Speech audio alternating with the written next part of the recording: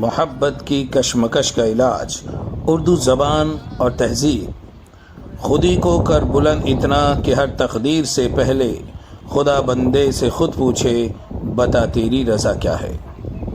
और आज हमने एक ऐसी खुदी को, एक ऐसे जज्बे को अपनी आंखों से देखा जो सिर्फ काबिल तारीफ़ ही नहीं बल्कि काबिल तक़लीद था।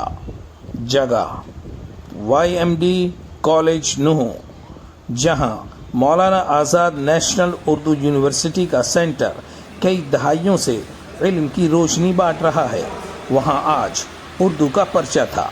कमरे इम्तिहान में नौजवान तलबा के दरमियान एक चेहरा सबसे नुमाया था, 70 साला शर्मा जी। जी हाँ, शर्मा जी, उर्दू ज़बान के सच्चे सिपाही, एक ब्राह्मण जो न सिर्फ उर्दू लिख रहे थे बल्कि अल्फाज से ऐसा खेल खेल रहे थे जैसे कोई शायर अपनी गज़ल को सजा रहा हो।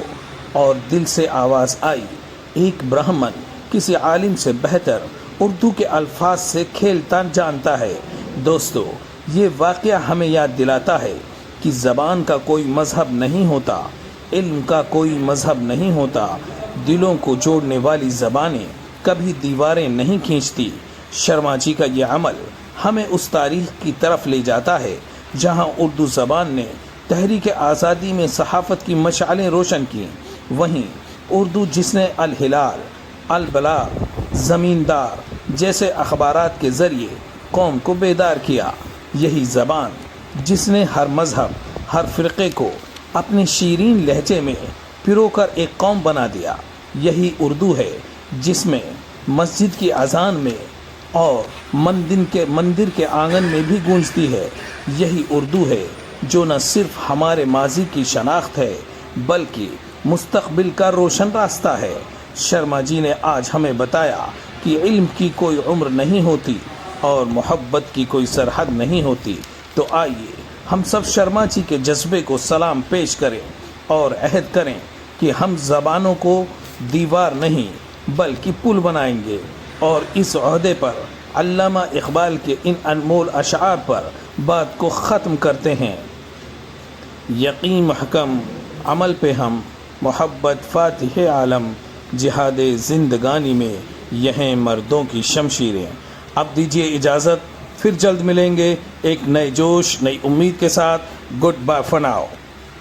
तो आप हैं जनाब आसाराम शर्मा साहब, और बहुत पहले से हमारे इनके संबंध है। जब से मैं 32 साल से यहाँ कॉलेज में हूँ तभी से।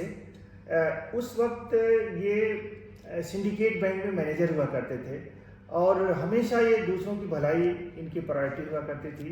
सबसे हंस के मिलना, प्यार से मिलना, कभी गुस्सा होते ही नहीं देखा इनको। तो इनकी पर्सनालिटी एक ऐसी थी जो हर किसी को बहुत ज़्यादा मुतासिर करती थी और उन्हीं अपना फ़ैन बना लेती थी। और उन्हीं फैंस में एक मैं भी हूँ जो इनको बहुत चाहता था। अभी मैंने देखा कि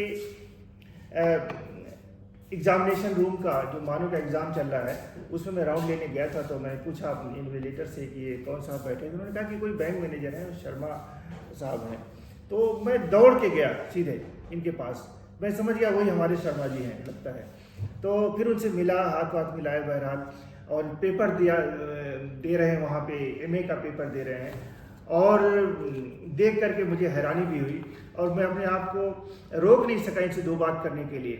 तो जनाब शर्मा साहब, आपका बहुत बहुत स्वागत है हमारे यहाँ पे, हमारे इस कॉलेज में एक बार और मैं आपसे पूछना चाहता हूँ कि कुछ बातें, दो चार बातें पूछना चाहता हूँ, जिसमें एक तो ये कि रिटायरमेंट आपका कब हुआ था?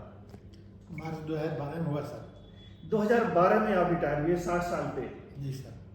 60 साल पे रिटायर हुए। अब मेरे ख्याल से 13 साल बाद, 14 साल, हाँ 13 साल बाद फिर या 14 साल बाद आप उर्दू में MA कर रहे हैं।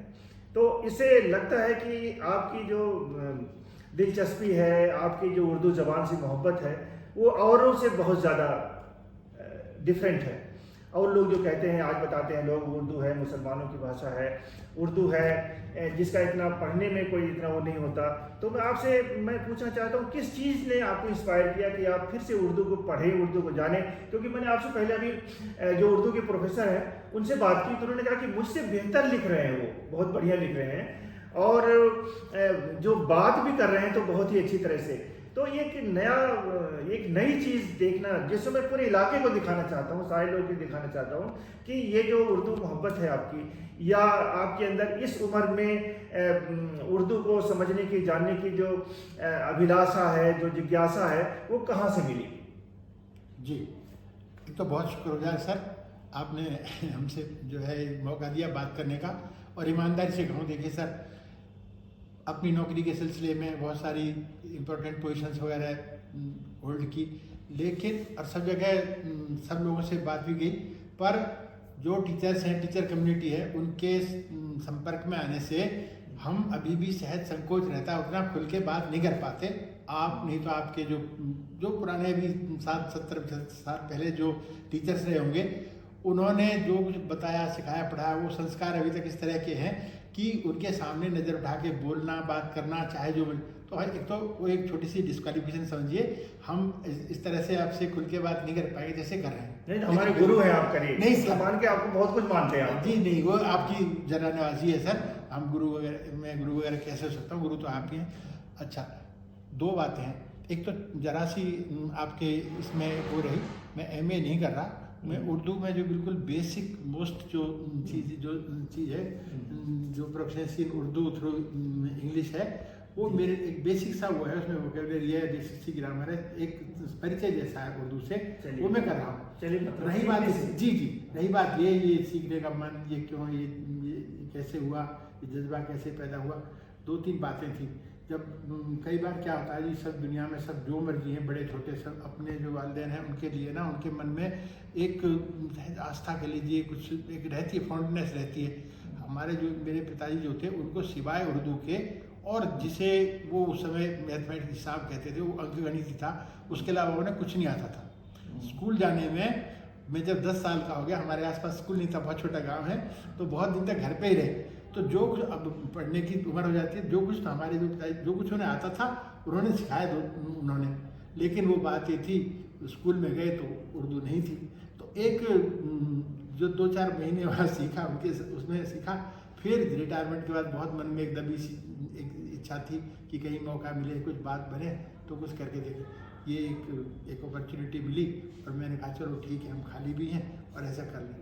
और सर, इस सब चीज़ में एक बहुत बड़ी चीज़ आप इसे मानेंगे नहीं, एक ये जो सानिध्य, जो समीपता, जो क्लोजनेस, जो आप लोगों के साथ जो हमें जो मिला ना, वो क्या होता है, टीचर्स लोग शायद जानते नहीं, कई बार वो सोने को सुहागा बनाने की उनके अंदर वो रहती है। हम पढ़े लिखे लोगों के उसमें रहे, हमको यहाँ पे हमारी और क्लाइंटेल से, आपने हमारे व्यवहार से भी महसूस किया होगा, हमारे व्यवहार में एक अलग तरह का पुट रहता था जब हम आप लोगों से मुखातिब होते थे, बात करते थे, डील करते थे। मैं ही नहीं, हमने सारे अपने स्टाफ को भी जब मीटिंग करते थे तब भी तरह का था कि देखिए, जिन्हें VIP या प्रिविलेज्ड कम्युनिटी कहते हैं, वो टीचर्स ही हैं।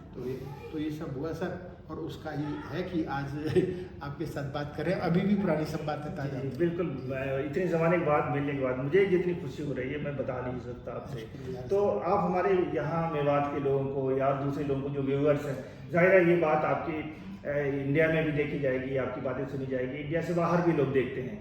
तो आप क्या बताना चाहते हैं इस सिलसिले में कि मतलब कि उम्र नहीं होती किसी सीखने की, कुछ या उर्दू में कुछ ऐसी मिठास है जो ख़ास बात है जिसने आपको सीखने के लिए मजबूर किया, और उनको संदेश क्या देना चाहते हैं जो लोग लर्निंग स्टेज में हैं या जो कुछ सीखना चाहते हैं? देखिए सर, आपने बिल्कुल सही कहा, सीखने के लिए असल में उम्र की कोई बाधा है नहीं, बस मन होना चाहिए सीखने के लिए। तो सीखना, हालांकि फैकल्टीज़ वीक हो जाती है, मेंटल भी, फिजिकल भी, उस तरह का वो नहीं रहता उसमें कि जैसा कम उम्र में रहता है। लेकिन एक बात पक्का है कि सीखने के लिए ये कोई वो नहीं होता कि हम बड़े हो गए तो कैसे सीखें, बस मन होना चाहिए। और ये जो सीखने के पीछे बात की ना, इसमें ये बात ज़रूर है कि उर्दू जो लैंग्वेज है बहुत रिच लैंग्वेज है। एक साहित्यिक दृष्टि से देखें कि एक देश का, हमारा सबका जवान का कम, जवान को क्या फ़र्क पड़ता है, वो हम बोलने चालने वाले लोग हैं। हम ये एक दुर्भाग्य समझिए कि ये एक इसके साथ एक वो बन गया कि साहब ये तो मुसलमान लोग भाषा बोलते हैं, कुछ नहीं है। उर्दू को जो पढ़ते हैं, लिखते हैं, या जो आज़ादी से पहले जो लोग थे उनमें देखिए कितने बड़े बड़े जो गैर मुस्लिम थे, कितने बड़े बड़े साहित्यकार थे। मोतीलाल नेहरू, जवाहरलाल नेहरू, मोतीलाल नेहरू तो पॉलिटिकल थे सर, बिना पॉलिटिकल जो लिटरेरी क्लास थी, जो लेखक थे, बहुत लोग थे सर, मुंशी प्रेमचंद वगैरह। तो अभी भी सर उन चीज़ों को ना अभी उसका रस लेने के लिए किसी लिटरेचर का, किसी चीज़ का ये पहली ज़रूरत है कि भैया वो भाषा आपको आए। चाहे हमें बहुत वो महारत ना आ पाएगी, वो लेवल नहीं टच कर पाएंगे, लेकिन फिर भी थोड़ा एलिमेंट्री सब बना रहे। मैंने कुछ चीज़ें अपने उसके लिए ना एक वो है national council for promotion of Urdu language, एक मंथली मैगजीन पब्लिश करती है बच्चों की दुनिया करके। अच्छा, वो मैंने कुछ इसलिए नहीं है कि बाबा दादा की और उसकी पोजीशन में है तो उनमें से कहानियाँ पढ़ी और उनको सुनानी शुरू कर दिया। अच्छा, वो उसका मैं सब्सक्राइबर हूँ और अच्छा। करता रहता हूँ। NCPL के लिए हम भी कुछ कोशिश कर रहे हैं, वो करवाने के लिए, सेमिनार करवाने के लिए। हाँ सर, और हमारे आप बिल्कुल वेल सूटेड हैं सर इस सब के लिए, उसके लिए बिल्कुल इंफ्रास्ट्रक्चर वाइज भी और टेस्ट वाइज भी सब तरह से बहुत मुशायरा भी करवाने की सोच रहे हैं इस साल। और कर सकें तो सर मैं नंबर दूंगा, आप हमें मुझे बहुत बेहद खुशी होगी अगर हम किसी छोटे मोटे लेवल पे एज पार्टिसिपेंट उसमें। हाँ बिल्कुल मैं आपसे रब्ता करूँगा। और मैं बहुत बहुत शुक्रिया आपका हमसे बात करने के लिए। और मैं चाहता हूँ कि अब जो आप लिखें वो कुछ गिफ्ट तो आपके लिए नहीं ला पाए, लेकिन सर ये नहीं सर, किसी पेन से लिखें आप। बहुत बड़े शुक्रिया, थैंक यू।